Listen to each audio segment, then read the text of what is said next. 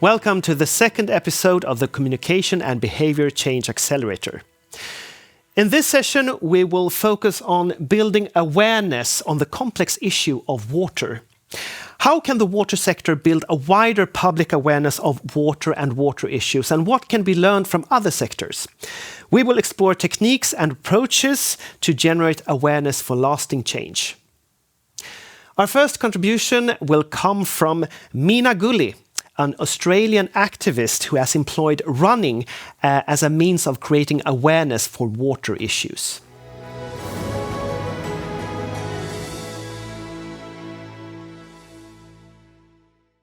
Over the last 5 years, I've done some pretty crazy things for water. I've run across 7 deserts on 7 continents in just 7 weeks. And a year later, I ran 40 marathons in 40 days down 6 of the world's great rivers. I've slipped and slid along trails in the Amazon as I made my way to meet local communities whose livelihoods have been completely destroyed along with their forest. And I ran alongside community water supply trucks in South Africa when we visited towns that had literally run dry. I struggled to carry big, heavy bottles of water, which I passed to young children who were waiting at their gates for their water lifeline, kids who had skipped school to wait for our delivery.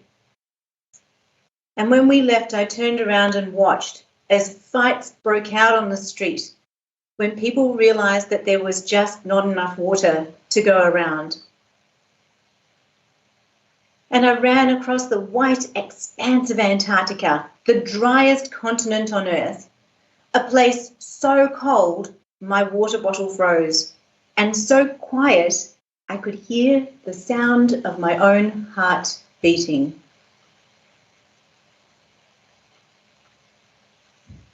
But Antarctica is also a place filled with science and information about water. Bubbles in ice cores just like this that can tell us about the links between water and climate change. I think it's easy to look at science and data like this as just numbers on a page. We'll have a 40% water deficit by 2030, or that 3 billion people don't have access to adequate hand-washing facilities in the middle of a pandemic. But when we live in cities where water flows freely from our taps and power runs into our homes and we can access food and groceries when we need them, to us, these numbers are cold and meaningless. And to be honest, I think if they weren't, we'd be acting more and we'd be talking less. And the reality is for all of us, these are not just numbers on a page. They're real people in real places around the world.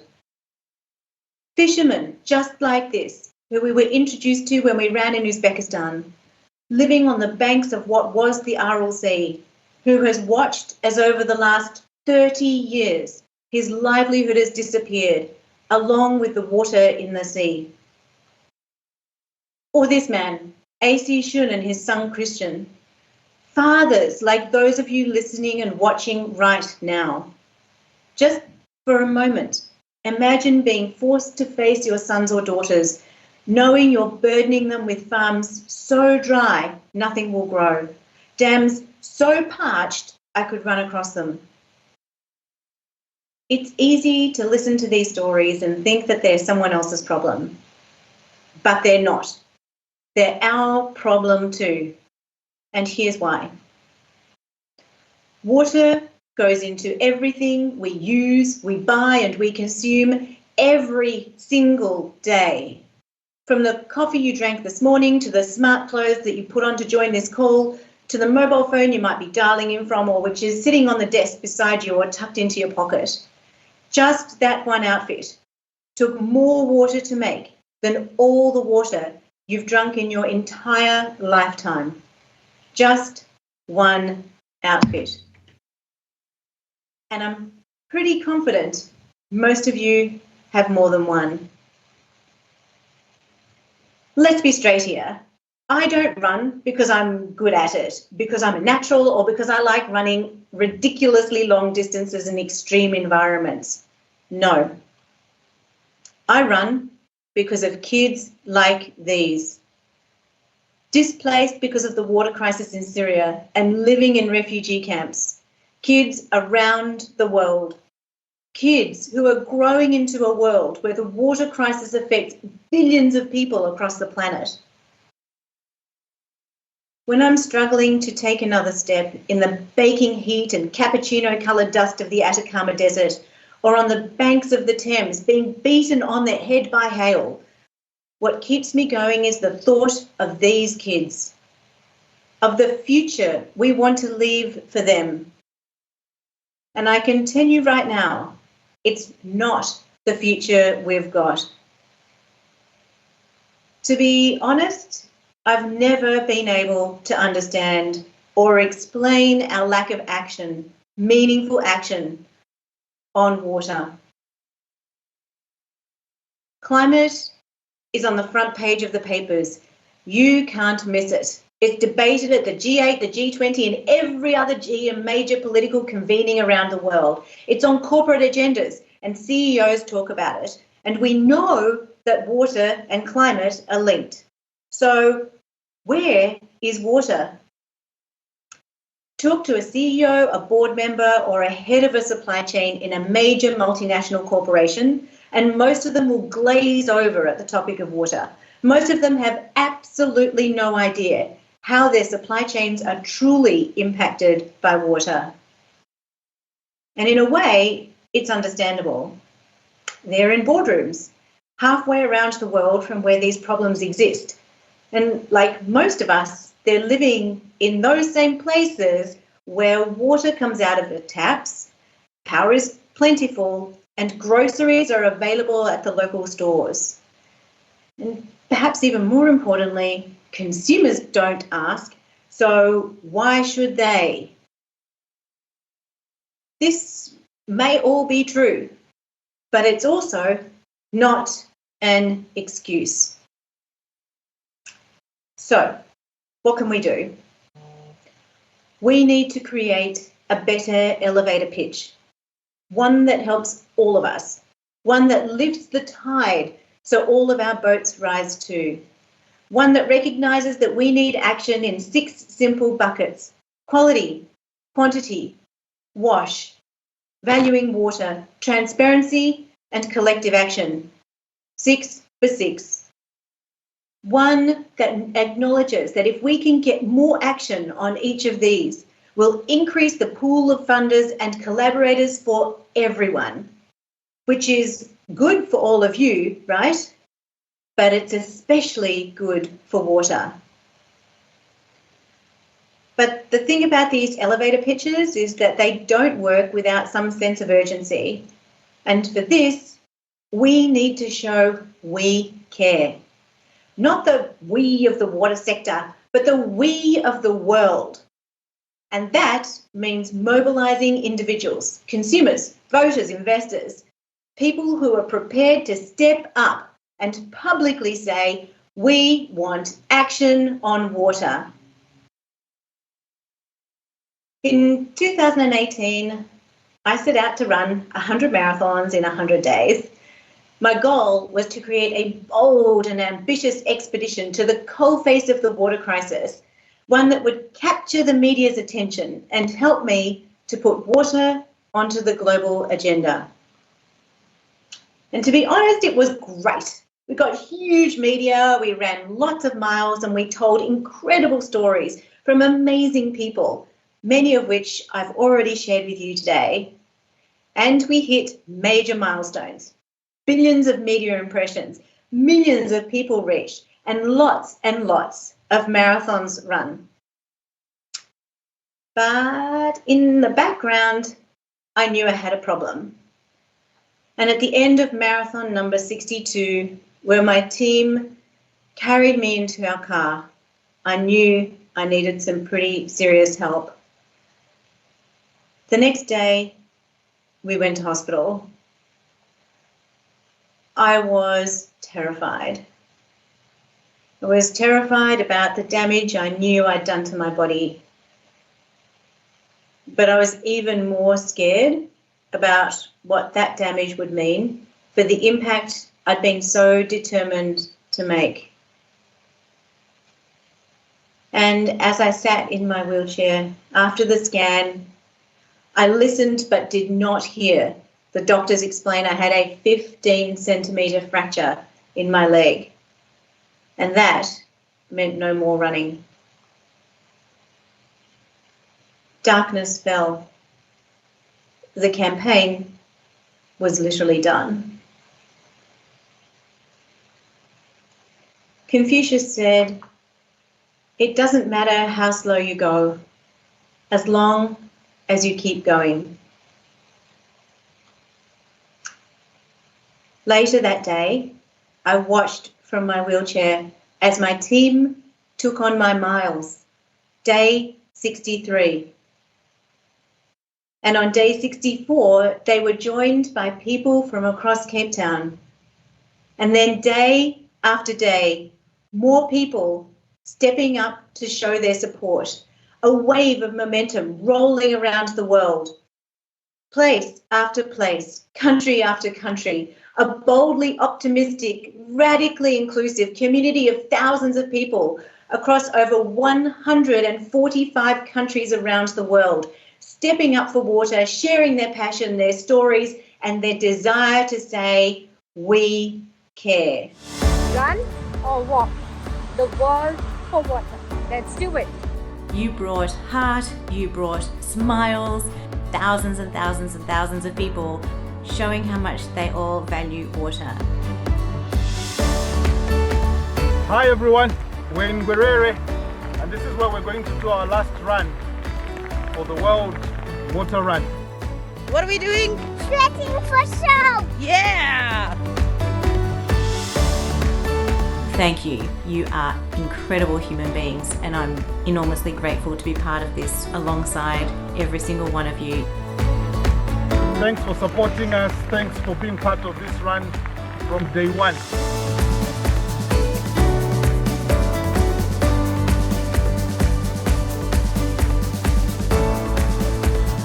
I run to give water a voice. We are continuing to build this momentum, this movement for change, and we're heading for the steps of the United Nations on World Water Day in 2023. It's the opening of the first UN conference on water in over 50 years, and it's an opportunity for us to move this issue forward to show we care. Not the we of water, but the we of the world. That boldly optimistic, radically inclusive community of millions of everyday heroes right around the world who are stepping up to say, we want action on water. And as they ask, we have a choice. Every single one of us. Individuals, companies, investors, NGOs. We can turn our backs and we can walk away. Or we can rise to the challenge, to sign up to walk or run with us, commit to helping to recruit others to join the campaign, individuals, companies, governments, NGOs, you.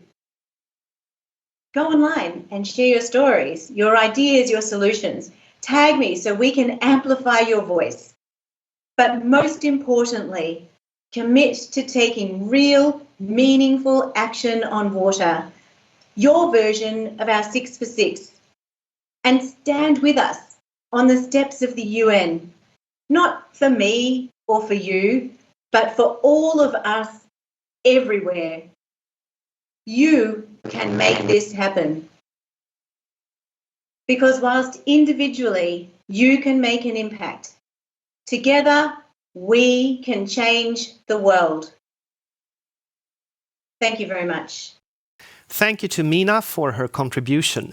And now I would like to welcome our panelists for this session.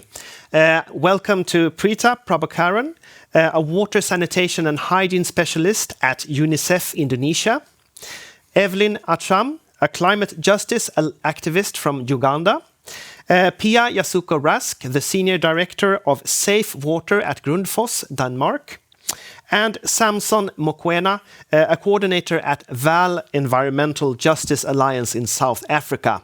Welcome to you all, and thank you for joining us this session. So in the segment, we saw that Mina managed to create a movement around water by using physical challenges as a method for increasing awareness. And you have all experiences from various ways to create awareness about climate change, sanitation, pollution, and water. So what are some tricks and tools you have learned about how to make people care about an issue? So let's start with you, Preeta. Thank you, Anders. I would like to start by saying that the Sustainable Development Goal Agenda of 2030 offers us a historic opportunity to achieve transformational change for children around the world. And this is because all these 17 SDG goals are interlinked, which means that if we are not able to achieve one goal, it would be difficult to achieve any of the other goals. So the SDG 6, which talks about universal, sustainable and equitable access to water, sanitation and hygiene, is one such example. And this sits at the heart of the SDG agenda, because unless we're able to achieve the SDG 6 goals of WASH, we won't be able to achieve the other goals. Say, for example, SDG 4, which talks about health and well-being, or SDG 4 talks about educational outcomes for children, SDG 3, which talks about health and well-being. So UNICEF acts as a key advocate for children in the WASH sector. And in the work that we do on WASH in different countries in the world, we work with governments to strengthen national capacities and national systems for bringing about lasting sustainable change in the WASH sector. And what would be some methods for you to reaching out to the people? Yeah. So one is at the macro level. We work on evidence generation, which includes efforts to get information and data on WASH and to translate that into what it means for children. And, so for example, as part of the COVID response last year, we worked on a national analysis of WASH in schools data and WASH in healthcare facilities data, which shows that, like, for example, 16% of schools in Indonesia do not have access to adequate water, sanitation and hygiene facilities, or that 26% of healthcare facilities do not have basic sanitation. So this data is used in order to advocate for change and to set priorities within the WASH sector, and also to support the policy maker in their planning and strategy processes. Now, when we look at it in the micro level, we work on changing behavior and establishing social norms, for WASH activities, which includes, for example, stopping open defecation or promoting hygiene practices, which would include hand washing practices or methods for water safety and water treatment within households. Thank you, Preeta. And Pia, what are your methods for reaching out to various audiences and create awareness? Thanks a lot, and thanks a lot for having me. And I was just reflecting on what Preeta said, and I think it's so important to stress the connection to other SDGs. I think what Preeta said about collaborating with governments is really important in the awareness creation that you make as UNICEF. And I often think about SDG 16 that we don't often talk about when we talk about water. SDG 13 is strong institutions. And I think that this is really one of the areas where we as a private company as well struggle a bit, because when we sign, for instance, public-private partnership contracts, the strong institutional element is so important for us to, really scale and live out the contracts that we make to make water available. I think sports, talking about that and returning to that, is a great medium to create more, general global awareness. Grundfos, for instance, uses the platforms we have. Handball, World Cup and European Cups are one of them, where we sponsor SDG 6 and 13. So when goals are made, 6th and 13th goal, we will then donate. And of course, it's not the donation itself that's important. It's actually creating awareness to an audience that normally would perhaps not know about the SDGs or know about water and climate. So that's one way of using our platforms as a private sector player in this space as well, to say we all have a role to play in the SDGs and in making water available for all. So perhaps that's the examples I would bring forward at this point in time. Thank you, Pia. And Samson, you work with creating awareness around environmental issues using legal action. So how can legal action be a means of creating awareness? Thank you. First, in South Africa, water is a scarce commodity and a resource, and it's a contested resource because of private sector interest, government making sure that there is a proper supply of households and making sure that agriculture is sustained. So it is a contested commodity. What has happened is that constitutionally water is guaranteed under Section 37 of South African Constitution.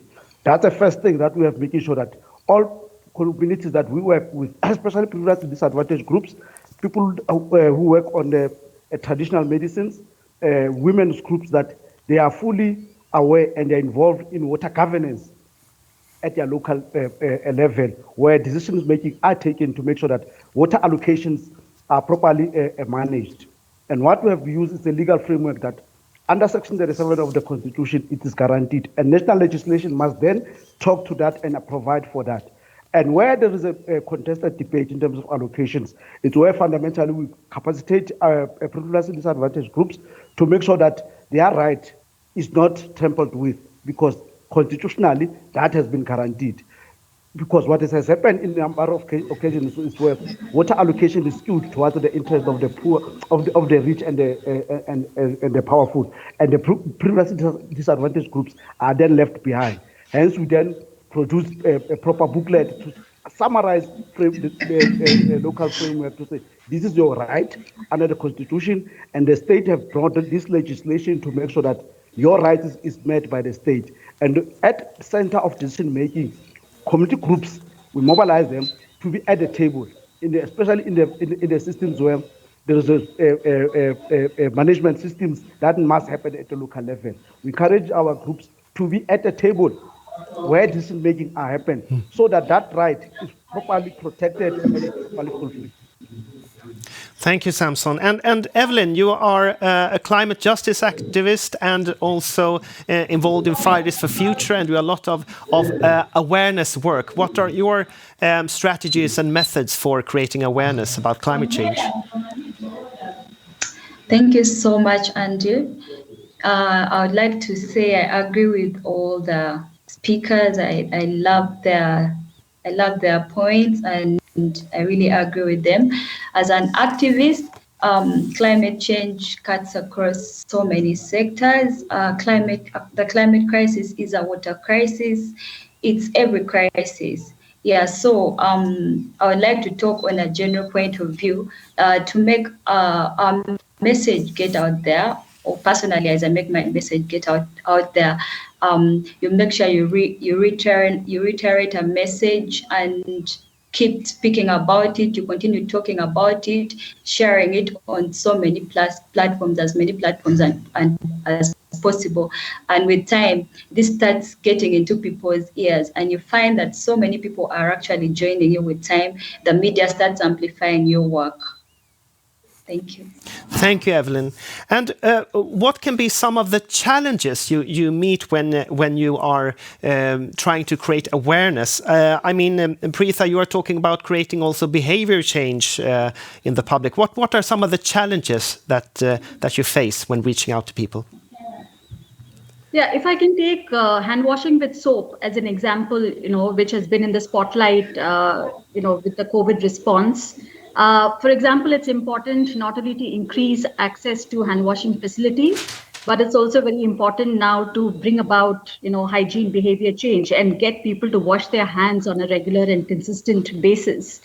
So now we're looking at a situation where we cannot count on incremental changes happening over a period of time. We're talking about, simultaneous changes that has to happen, almost all at once across, different segments of the population, targeting different sections of people who have different motivations, who have different circumstances, who have different access to facilities and services.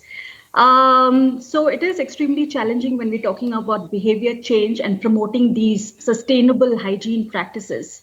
So what we've done in the last 1 year in Indonesia in our work to promote, hygiene behavior change, for example, is one to really look at, getting the message across to different platforms, different channels, different networks. So we've partnered with, the private sector, to come up with really innovative messaging and to reach out to different stakeholders through different platforms.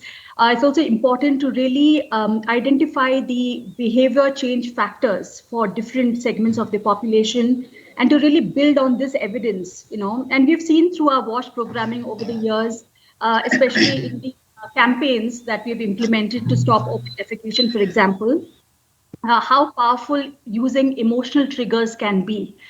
So using emotional triggers to really get people connected to an issue and to bring about, behavior change or improve, hygiene practices is very important. Can you give us one example of one such emotional trigger? Yes, so we did a formative research last year to really understand what is it that makes people wash their hands. And one powerful factor is social norms. It's very important. The whole sense of approval was very important to people, and approval from a figure of authority, from the decision makers is very important. So in designing these behavior change interventions, we have actually, got the ministers or the decision makers, influencers to record videos and to record messages, and then we have broadcasted that through different channels. Another very important factor, for example, is, the feeling of having clean hands.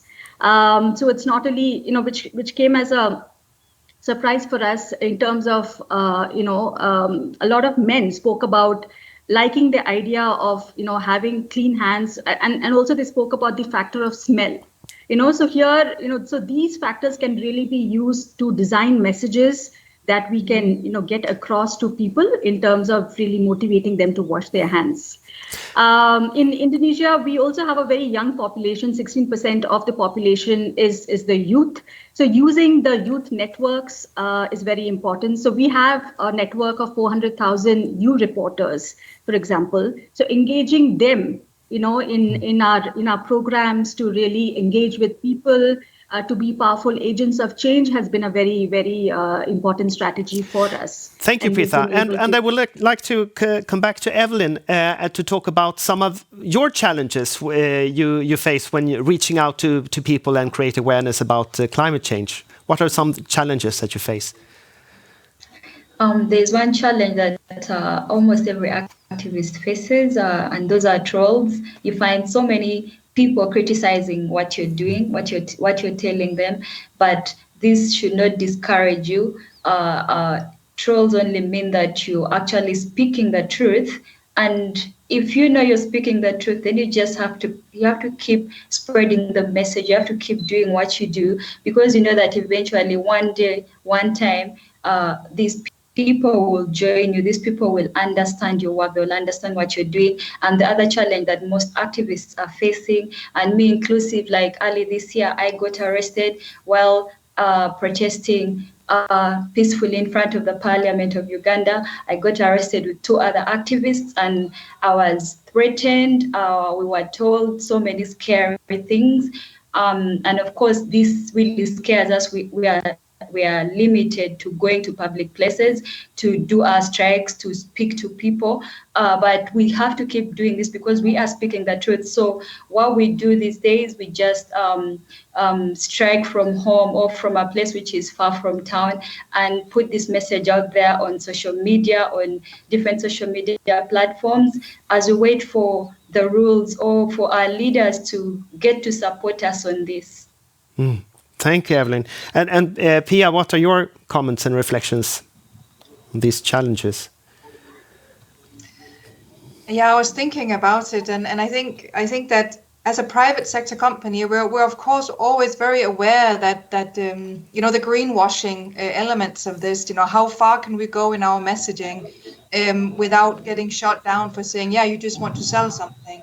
And of course, that's very true. We do want to sell something, but when we talk about something like water access, when we talk about the global goals, I really do feel that as a company, we are also part of a bigger whole of creating awareness globally and together with others. It's a plus-sum game. If we can, improve capabilities together with UNICEF, if we can reach more communities with Samson and Evelyn, if we can, get the message out there, it's a plus-sum game. It's not about one for us selling stuff. It's about giving people choices and for them to understand the choices they have and what roles and responsibilities each of us can have in reaching those targets. So I think for us, the big challenge is, of course, always this balancing. What is the role of private sector? How far can we go in our role as communicators and raising global awareness? And I think that's why we always try to partner as well, because we are trying to do good. And it would be so terrible if we end up doing bad. But we also have to, not be scared of somebody, trying to chase us down and say, yeah, you're just trying to sell something. Because then we get also too afraid to even say something. So I think that balance is actually one of the big challenges we have as private sector players in this space, because we are dealing with some very challenging topics and sometimes with some of the world's most vulnerable communities. Mm. So I think that's the challenge I want to bring out here. Thank you, Pia. And Samson, what are your reflections on what Pia said, and also what challenges you face in your work, in your daily work? Thank you. I like that point where we must not shut down each other in the spaces of engagement, particularly where water is at the center of development. And we have that experience in South Africa because the water management in this country is quite complex. And those who previously have a right to water as individuals, because that right has been taken away, as in the hands of the state. And that it must be shared amongst all of us. And it must be sure that we listen to each other. And one of the things that Evelyn have said of threats, activities, continuously being threatened by other legal suits, that's something that is emerging in South Africa when we are in these meetings. Especially big corporation, they'll shut you down. You don't know what you're talking about, And that is a particular threat because previously disadvantaged groups, they need to be on the table to engage with the private sector and those who previously have that right to make sure also that that particular right to access to water is protected for their own health and well-being. So that is one fundamental that I think we need to, as all stakeholders, to listen to each other. And one of the things that we have done as VEJA in our region is to take the traditional healers who work on the water on a daily basis and do a study with them and take that study presented to big companies. They were shocked to see that not only their water interest must trample to other groups, but also that those groups have that fundamental right to that water. And that made a huge change where even the state are now enacting and amending the South African water law to make sure that people who are using water for traditional issues, they are also on the table and their rights are being protected. And that's one of the things that a behavior change that we need to engage. Let's engage around amongst our different stakeholders to make sure that we protect water rights, not at the local level, but at the global level. Thank you, Samson. And you talked before about how important it is to include all voices. And it's sometimes, do we need different strategies for creating awareness depending on how people value water or how people value different issues? Because you can value, for example, water differently if you are affected by catastrophes or you are living in a safe environment or depending on your sort of position in society. So how can we make sure that all voices are heard to get sort of the people on the top to know about people's reality? Evelyn, what are your reflections on that? This starts with the local media. If the local media can actually amplify voices of people in the local community, especially people from most affected communities, then this can actually get people's stories heard by the international media, heard by the world out there. But unfortunately, the local media, most of the local medias are not actually supportive of most of the work that the youth are doing or that people are doing, which is related to the environment, which is related to protection of the planet. But if we get more support from the local media, then we'll have more voices of people amplified. We cannot wait for international media amplifying our voices because this may take a long time. Thank you, Evelyn. And Pia, what are your reflections? Do we need different strategies of creating awareness depending on how people value water? I think that's an excellent point from Evelyn for sure. That you need different messages and you need to address the needs and challenges that each stakeholder groups have and each person along the value chain, the water value chain, and the end user is very different from local government, who is very different from the global community. So I think this is a point we touched on in the previous discussion as well, that to really reach and to really get people to think about it, you need to also understand that audience and who you're talking to and really target your messaging and your communication to that particular group. Otherwise, it's not going to be possible to resonate with each of them. So I think Evelyn's point is very true, that we cannot solve the let's say awareness and communication challenge very locally. That has to be done, exactly where Evelyn is, in the village, or even sometimes door to door. So I think it's an excellent point. And we try to, of course, focus on our strengths, and then we always collaborate locally. So I think to both Samson and Evelyn's point, when we work in communities as a technology provider, we don't do it alone. We work with organizations like Evelyn comes from and Samson comes from, with UNICEF and others, who have an expertise on exactly how to approach communities to engage in a good and proper way. So it's not one-way communication, but actually two-way communication and mutual understanding, because that's when we can create change, I think. Samson, what are your comments on including all voices and make sure everyone is heard? No, I agree. I think local media play a critical role to make sure that they disseminate correct and proper information to local communities. And once communities understand what messages is coming up, they will always respond positively and participate in that water governance decision-making processes, protecting water and making sure that that water is protected for the future generation. That's one fundamental strategy that is always on play. Communication, including stakeholders, bring them into board to make sure that they also participate, they're not just observers on the process. Thank you, Samson. And Preeta, you are doing large-scale initiatives for creating awareness around water sanitation and hygiene. So how do you measure your impact? Can you measure your awareness? Yes, awareness can be measured. So traditionally in our programming, all over the world, also different organizations, the methods that were adopted were more in terms of giving out information with the aim of building people's awareness around an issue and knowledge around an issue, and thinking that would translate into practice or action. But over the years, we realized that just because people know about something, that doesn't mean they really practice it. So in terms of now, so when we now try and measure awareness building or the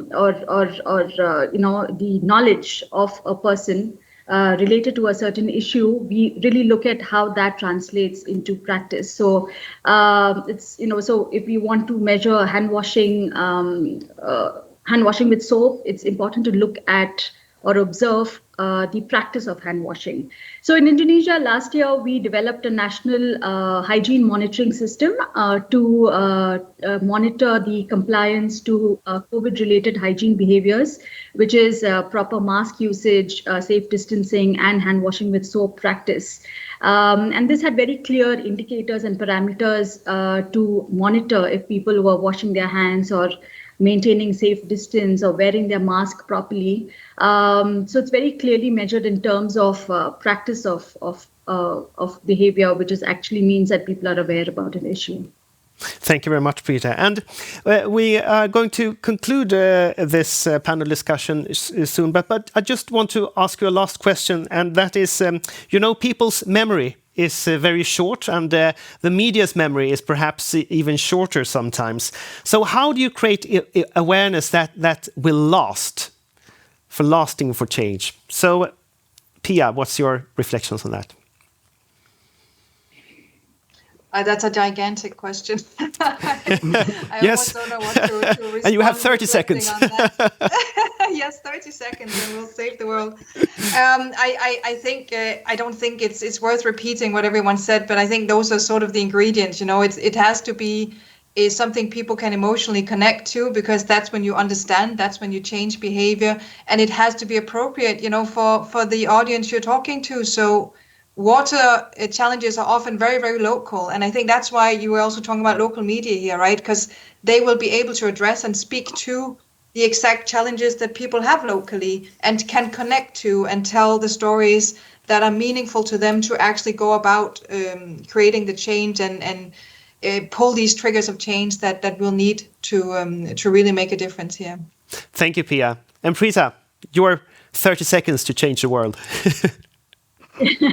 Well, behavior change interventions, should target systemic change. I don't think, there's any way out of it.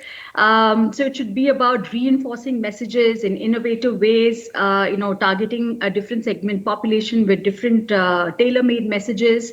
And it should be about establishing social norms and about establishing habits. So once it becomes a habit, people will remember it and they will practice it, all their lives. So it has to be about reinforcing habits. Thank you, Prita. And Samson? Yeah, I think from our side, because we work within the legal framework, once we have made sure that the legal framework is sound and sustainable, and the state is able to respond to the local issues, that for us it's a big change to make sure that the state is accountable to the citizens and making sure that they provide water as a guaranteed in our constitution and our local legislation. If that can be a lasting solution for us, that will be our success. Thank you, Samson. And Evelyn?